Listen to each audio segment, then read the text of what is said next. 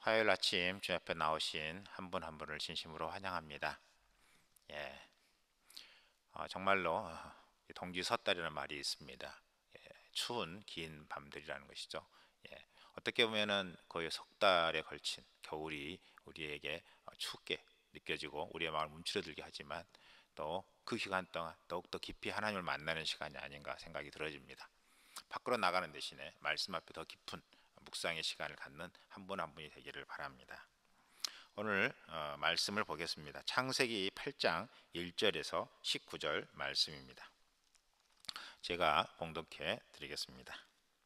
하나님이 노아와 그와 함께 방주에 있는 모든 들짐승과 가축을 기억하사 하나님이 바람을 땅 위에 불게 하심에 물이 줄어들었고 깊음의 샘과 하늘의 창문이 닫히고 하늘에서 비가 그치매 물이 땅에서 물러가고 점점 물러가서 150일 후에 줄어들었고 일곱째 달 곧 그 달 11의 날에 방주가 아라랏산에 머물렀으며 물이 점점 줄어들어 열째 달 곧 그 달 초하룻날에 산들의 봉우리가 보였더라. 40일을 지나서 노아가 그 방주에 낸 창문을 열고 까마귀를 내놓음에 까마귀가 물이 땅에서 마르기까지 날아 왕래하였더라. 그가 또 비둘기를 내놓아 지면에서 물이 줄어들었는지를 알고자 하매 온 지면에 물이 있으므로 비둘기가 발붙일 곳을 찾지 못하고 방주로 돌아와 그에게 오는지라. 그가 손을 내밀어 방주 안 자기에게로 받아들이고 또 7일을 기다려 다시 비둘기를 방주에서 내놓음에 저녁 때에 비둘기가 그에게로 돌아왔는데 그 입에 감람나무 새 잎사귀가 있는지라. 이에 노아가 땅에 물이 줄어든 줄을 알았으며 또 7일을 기다려 비둘기를 내놓음에 다시는 그에게로 돌아오지 아니하였더라. 601년 첫째 달 곧 그 달 초하룻날에 땅 위에서 물이 거친지라. 노아가 방주 뚜껑을 제치고 본즉 지면에서 물이 거쳤더니 둘째 달 21의 날에 땅이 말랐더라. 하나님이 노아에게 말씀하여 이르시되 너는 내 아내와 내 아들들과 내 며느리들과 함께 방주에서 나오고 너와 함께한 모든 혈육 있는 생물 곧 새와 가축과 땅에 기는 모든 것을 다 이끌어내라. 이것들이 땅에서 생육하고 땅에서 번성하리라 하시매 노아가 그 아들들과 그의 아내와 그 며느리들과 함께 나왔고 땅 위의 동물 곧 모든 짐승과 모든 기는 것과 모든 새도 그 종류대로 방주에서 나왔더라. 고난 속에서 기억해야 할 것이라는 제목을 가지고 여러분과 같이 나누기를 원합니다. 하나님은 우리를 사랑하십니다. 그리고 우리를 인도하시고 이끌어 가십니다. 그런데 우리는 종종 하나님 나를 사랑하시는지 그리고 나를 인도하시고 이끄시는지 그렇게 느끼지 못할 때가 있는 것들을 볼 수 있습니다. 어떻게 보면 노아의 삶도 정말로 그 배 안에서 많은 가축들과 거의 1년이 넘게 지금 지내고 있는 그 과정 속에 정말 어떻게 보면 참 힘든 인생이라는 생각을 가질 수도 있습니다. 그렇지만 하나님은 그를 사랑하시고 그를 인도하신다는 것입니다. 그 8장 1절에 보면 이렇게 말하고 있는 것을 볼 수가 있습니다. 하나님이 노아와 그와 함께 방주에 있는 모든 들짐승과 가축을 기억하사 하나님이 바람을 땅 위에 불게 하심에 물이 줄어들었고 여기에 보면 바로 노아와 그와 함께 방주에 있는 모든 들짐승과 가축을 기억하셨다라고 말하고 있습니다. 이 기억하셨다라는 것은 무엇입니까? 정말로 관찰하셨다는 것이고 그것을 알고 계셨다는 것입니다. 그가 정말로 고난 속에 있는 것을 알고 계셨다는 것이죠. 그래서 바람을 불게 하셔서 물이 줄어들게 하셨다라고 이야기하고 있습니다. 그래서 우리의 고난을 첫 번째는 우리의 고난을 기억하시는 하나님이라는 말씀으로 또 볼 수가 있습니다. 주님은 노아와 그 가족을 기억하고 있는 것처럼 우리의 삶도 주님은 우리를 기억하고 계십니다. 여러분 일주일만 계속 비가 와도 어떻습니까? 빨래 말리는 게 너무 힘듭니다. 뿐만 아니라 우리가 정말로 그 우울증에 걸릴 것 같은 그냥 축축하고 모든 게 그냥 습기가 많고 이러다 보면 살아있는 거 쉽지 않는 것을 그렇게 느낄 것입니다. 40일 동안 계속 비가 오면 사람이 정말 너무 힘들 것입니다. 그런 상황 속에서 하나님은 그 노아와 그 가축들을 기억하셨다는 것입니다. 그래서 이제 비를 그치게 하고, 그리고 바람도 이제 불게 하면서 이렇게 물을 줄어들게 했다는 것이죠. 그 2절부터 4절에 보면 기품의 샘과 하늘의 창문이 닫히고 하늘에서 비가 그침에 물이 땅에서 물러가고 점점 물러가서 150일 후에 줄어들고 일곱째 달 곧 그 달 11의 날에 방주가 아라랏산에 머물렀으며, 이렇게 말하고 있습니다. 홍수가 와서 150일을 배에 떠다녔죠. 그런데 결국은 일곱째 달 그 달 11일이라고 이야기하고 있습니다. 그 말은 홍수가 온 지 150일입니다. 결국은 홍수가 시작된 지 150일이 지난 거죠. 7달, 6달. 그 사이가 딱 6달 기간인데요. 물 위에 떠 있는 시간이 150일이죠. 5달. 6달이죠. 6달. 근데 하여간 그렇게 홍수가 오고 물이 떠 있는데 그것이 멈춰 있는 시간이 6개월인데, 그러고 나서 배가 나온 지는 다시 또 6개월 기다리는 것이죠. 그런데 하여간 여기서 말씀드리고 싶은 것은 무엇이냐면, 하나님은 그를 지키시고 기억하신다는 것입니다. 그 6절에 보면 40일을 지나서 노아가 그 방주에서 창문을 열고 까마귀를 내보냈다, 이렇게 이야기를 하고 있습니다. 지금 어떤가 밖에 상황을 보려고 내보낸 거죠. 근데 까마귀는 나가더니 돌아오지를 않는 것이었습니다. 그래서 상황을 알 수가 없는 것이었죠. 근데 다시 이제 그 비둘기를 보냅니다.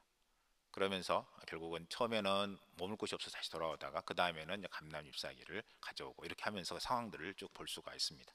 즉 하나님께서 이 노아와 그 가축들을 기억하셔서 그 고난을 줄이시기 위해서 이제 홍수를 그치고 물이 드러나게 하시고 그렇게 육지가 드러나게 하시고 그렇게 쭉 행하셨던 것을 볼 수가 있습니다. 여러분,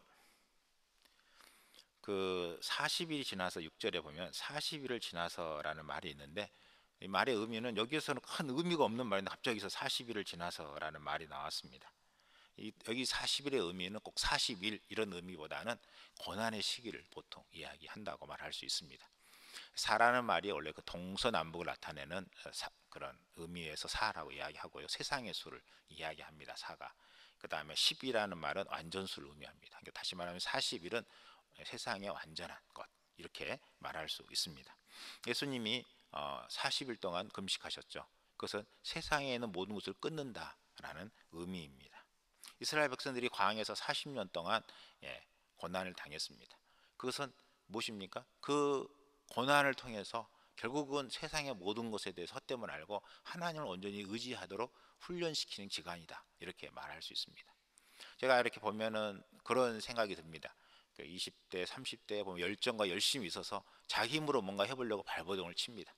그러다가 40이 넘으면 정말 인생이 얼마나 세상이 나의 힘과 노력을 하는 것이 얼마나 헛된 것인가를 깨닫게 되는 것 같습니다. 그러면서 다시 나 자신을 돌아보게 되는 것 같고, 그리고 내가 얼마나 부족한 자인지를 깨닫게 되는 시간이 40이 넘는 시점이 아닌가, 이런 생각을 갖습니다. 어떤 사람은 보통 옛날에는 수명이 40세였다고 이야기를 해요. 그래서 그 40이 지나면서 죽음에 대해서 생각하는 나이가 40대 이후부터다, 이런 말도 하는데, 중요한 것은 결국 우리가 이 세상에서 그 고난의 시간 40년이 지나고 나면 그 다음에 우리 자신을 돌아보는 그런 시간들을 갖는 것을 볼 수가 있습니다. 40일이 지났다는 것은 정말 그 고난의 시간이 지나고 하나님께서 그를 통해서 하나님 일을 하시려고 준비하신다라고 말할 수 있습니다. 여러분, 정말로 우리의 삶 속에서도 우리의 고난의 시간들이 있을 것입니다.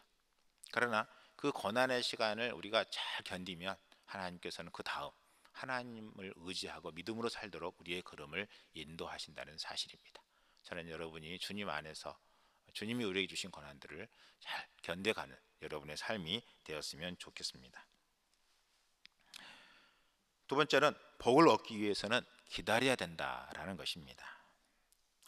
여러분, 실질적으로 홍수가 시작돼서 6개월 만에 그 산이 드러났다고 그랬습니다. 그래서 배가 아라랏산에 머물렀다고 이야기했습니다. 마음 같아서는 어떻게 말하고 싶어요? 바로 문 열고 그 아라라산에서 나오고 싶죠. 바다는 뭐 물이 찼겠지만 하여간 배는 머물렀으니까 그 머무른 그곳에서는 뚜껑을 열고 나오고 싶은 마음이 있을 것입니다. 그런데 주님은 나오라고 말하지 않았습니다.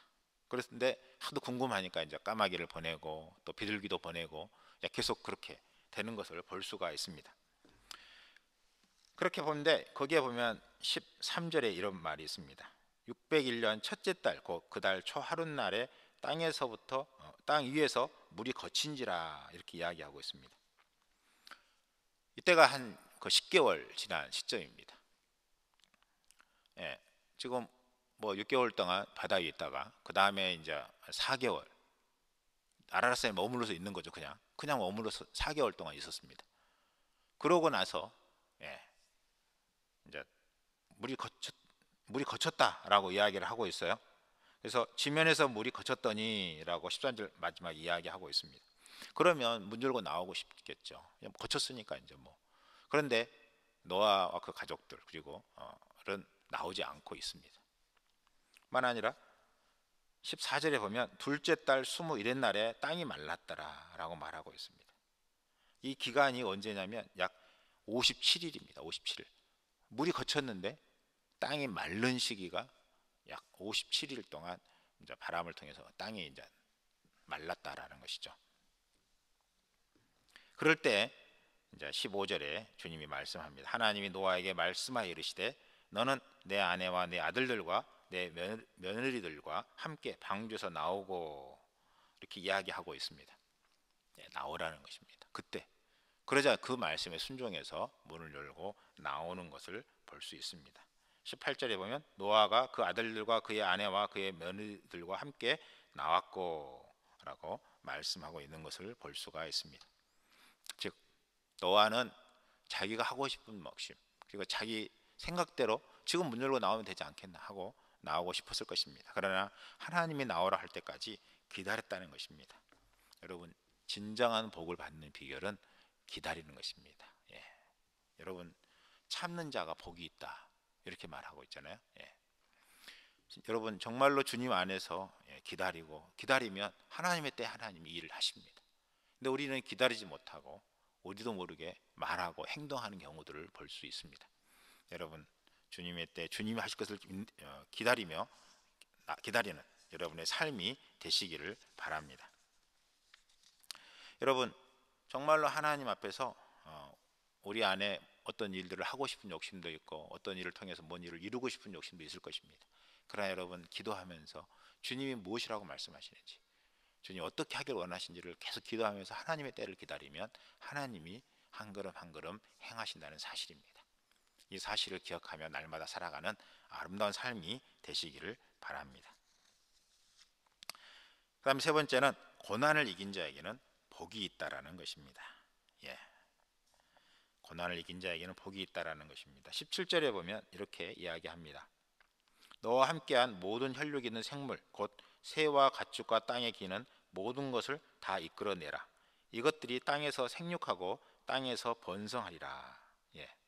다 이끌어내라고 하면서 이것이 땅에서 생육하고 번성하리라. 이렇게 주님은 말씀하고 있는 것을 볼 수 있습니다. 결국 이 노아 홍수 이후에 전 세계 하나님의 사람들이 이렇게 퍼져갔던 것을 볼 수 있습니다. 노아의 후손들이 만 아니라 많은 가축들, 동물들이 새들도 전 세계에 흩어졌던 것을 우리는 지금 기억하고 있습니다. 그 노아의 방주에서 고난을 참고 기다렸던 사람들 또 가축들에게 하나님은 축복으로 베푸신 것을 볼 수가 있습니다. 여러분 고난을 이긴 자는 복을 받는다는 사실을 우리는 기억해야 됩니다. 9장 1절에도 이런 말씀이 있죠. 하나님이 노아와 그 아들들에게 복을 주시며 그들에게 이르시되 생육하고 번성하여 땅에 충만하라. 복을 주셨다라고 말씀하고 있는 것을 볼 수가 있습니다.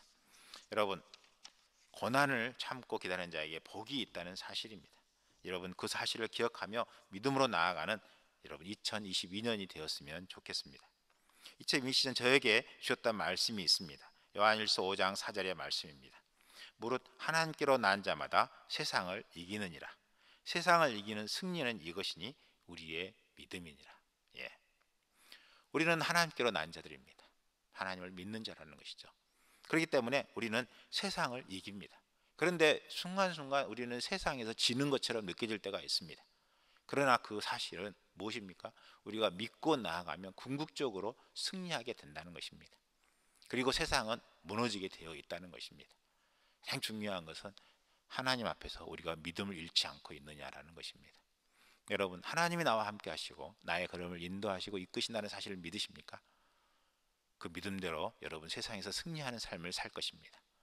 우리가 그 사실을 믿지 않고 살아간다면 우리는 끊임없이 세상에서 슬퍼하며 좌절과 절망 속에 살아가는 우리의 인생이 될 수밖에 없을 것입니다.